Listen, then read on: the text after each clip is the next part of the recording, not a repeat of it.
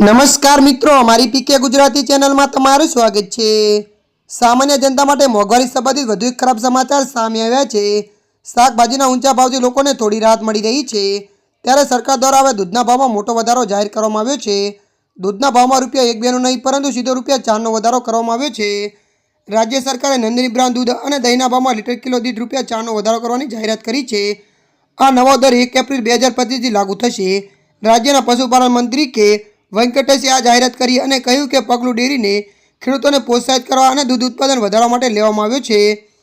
ત્યારે મિત્રો વધુ આપને જણાવી દઈએ કે મંત્રીએ કહ્યું કે દૂધ અને દહીંના ભાવમાં વધારો કરવાનો નિર્ણય મુખ્યમંત્રી સિદ્ધારમૈયાની અધ્યક્ષતામાં મળેલી કેબિનેટ બેઠકમાં લેવામાં આવ્યો હતો।